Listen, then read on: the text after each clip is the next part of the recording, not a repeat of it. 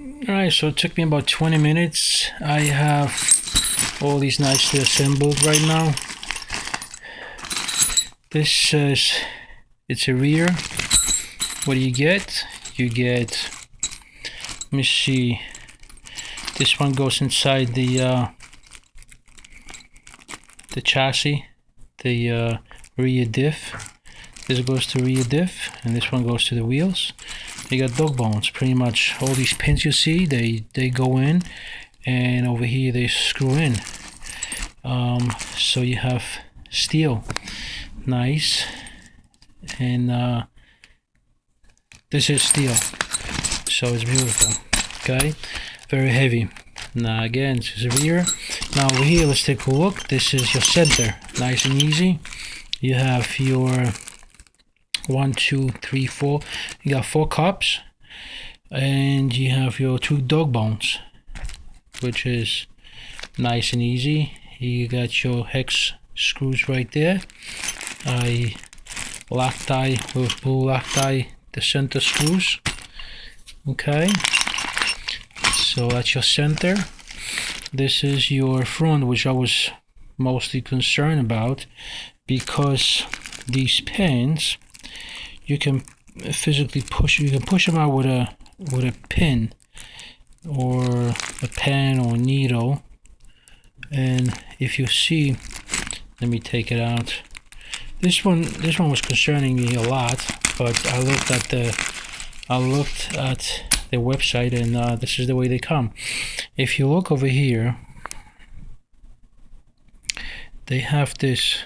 They're supposed to have this screw, to my knowledge.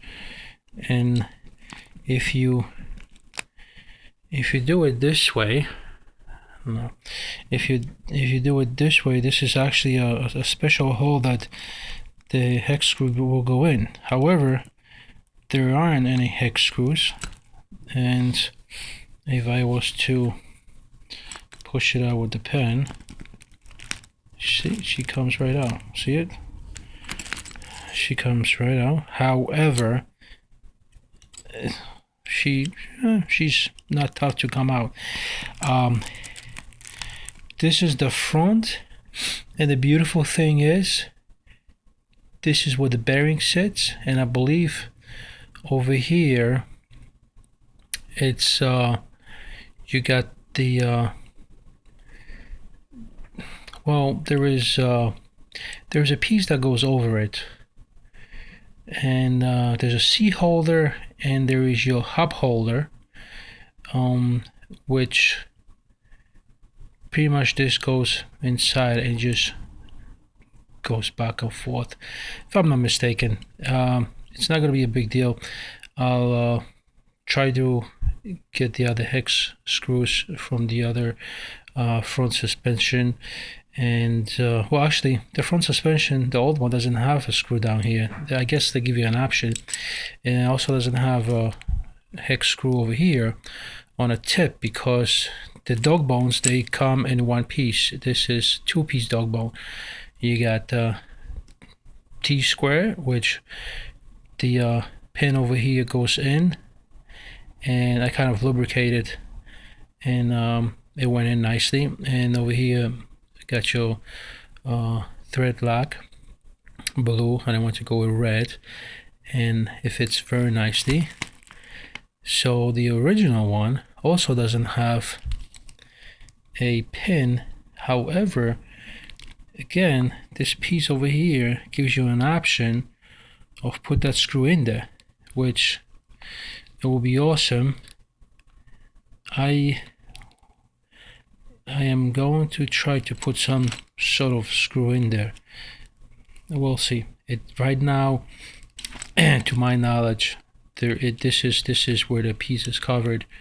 This is what the bearing comes in right over here, and this over here is covered. If it's not, I gotta look at the manual. I gotta look at my truck.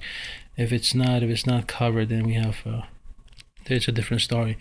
Then I'll just go ahead and buy extra hex screws. I believe they're 2 millimeters, but I'll order the I'll order the 1, 2, 3, and a 5.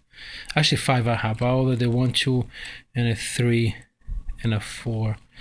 I will order that from eBay for like $3.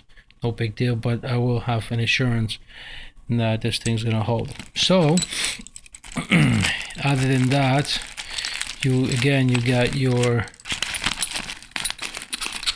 your chassis. This is actually chassis. This is your rear diff assembly pin. Okay, it goes inside your rear diff. There's a pin that is inside the diff. That pin goes right in here, and this comes out and goes straight to the dog bone. Okay, and this is for your front. It's a little bit different than the center. Other than that, that's all she wrote, and it's looking good. Okay, if you need to upgrade to lifetime warranty steel, this is hardened steel, dog bones and hex and axles and everything you think of that you need for your gears. This is it. I'm just hoping right now that there's no slack on these parts. The next thing that can get ripped is the gears itself. Again, we'll go from here. The gears don't have too much slack. Again, we'll see. Pretty much that's the next thing I'm predicting when I'm riding the truck, that the gears are going to strip inside. But I'm not being pessimistic. I will say truck is going to run 100%, and I will take out the whole gallon of gas, and I will run out the battery till it dies. I have this. I have 7570 or 7570 or 7075 RC aluminum rear diff and a front diff coming over, I believe, tomorrow. So I will go ahead, hopefully this Friday. Actually, I wouldn't have a time. Oh God, maybe Saturday or during the week I will go down to the garage and disassemble the rear end. I will do the rear end first, then I do the front, then I'll take out the motor and then the center. All right, so hopefully you guys, you'll make up your mind and you'll go with the best. You'll upgrade to the best, and of course you'll get the best performance. And every time I see a Rampage XT, not necessarily XB but XT, which again, these are the same trucks and buggies, same parts. Like say this actually said XB, but I know it fits my XT perfectly. And every time I see, you know, the XT run, it always breaks. There's a 10 minute video and it breaks. You know, sometimes I see XB, you know, it's a 10-minute video and the suspension went, the arm control went, you know, just those retarded things that stops you from having fun with your hobby. Then on the other hand, I see you know, Baja, the second version, and usually very little things, you know, break. Never on a video. Oh, I guess nobody films it when it breaks, but I've seen some Polish kids running in Poland, and he had the second version. Where the first version you had to assemble it, the second you don't have to assemble it, the third is all steel, like all aluminum. So I would go with the Baja. I would go with the, you know, third version, which is all aluminum, and I wouldn't have to worry about this. Probably I would have to, because I don't think they make them steel for Baja. That would be also upgrade. But like suspension, that I had to go from plastic PCV to steel, and you know, my front plate, my rear plate, all that is already, you know, nice aluminum steel in the Baja, the third version. So, but again, when I see the video with the XT or XB or XBE, they all the videos, the cars, they break, you know, they lose parts, and they're not Loctite, and nobody ever finishes the video saying, wow, this is awesome. I had an awesome ride.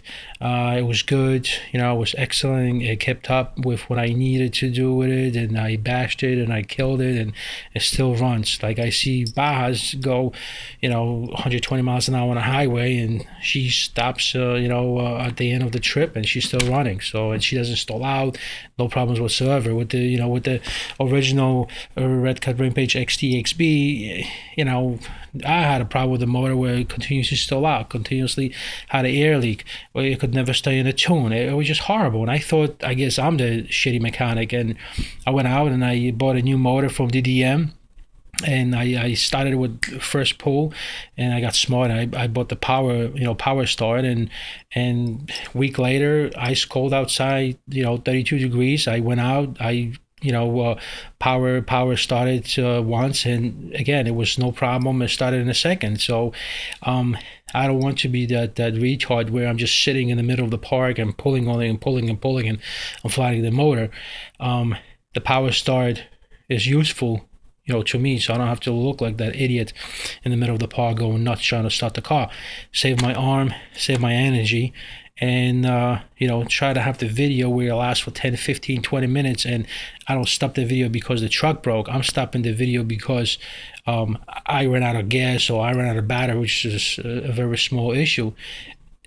Eventually you're going to run out of batteries, and I want to be that person that can say, that 7200 milliamps lasted for 2 hours, and that gallon lasted for 6 tanks, and I actually achieved, and I used that gallon to the end. And again, this is allowing me to go that far, to have a video at the end where everything is such a nicely improved that nothing breaks and it lasts until it just goes totally bad and you seize the engine or whatever it is. But if you know what you're doing with lubrication and everything else, you're fine.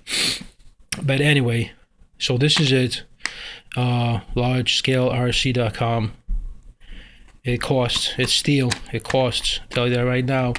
They have bargains and discounts. Again, $75.70 RC. I'm getting the chassis aluminum. It costs, but it's coming in black. And hopefully I'll put all this together. I'll drop it in, and I will have another video on completion of that project. This is project pretty much assembly. That's what I did, assemble in about 20 minutes. Loctite and everything. Looks beautiful. All I need to do is jump in, put this in the truck, and be happy about it. But again, lots of things have to be taken out. The transient has to be, again, greased up and lubricated, and everything has to fit perfectly. If it was a perfect world, I would tell you the project is easy. It's not a perfect world. I'm not perfect, and it's not going to be easy. But I'll get it done. And today's a good day. It's the end of March, and it's giving me about a month to find time in between work, my kid, and my wife, and my hobby, where I can put this together and I can enjoy it, where I can go further away. Since I'm in New York, I can go further away from my house, take basic tools and run the truck without being pissed off walking back home and kicking the truck down to a garage down the hill. Don't want to be in that situation. Want to get it fixed. I've been there, I've done that, and I'm happy these things broke, because that was my next thing I was about to upgrade anyway. So I could have ran it for the whole summer and say it broke at the end of the summer, but it didn't. I got that new motor, I got the new 2-speed transy, and now I got this. So everything is coming nicely along, and hopefully I can call it a perfect truck. All right, guys, take care.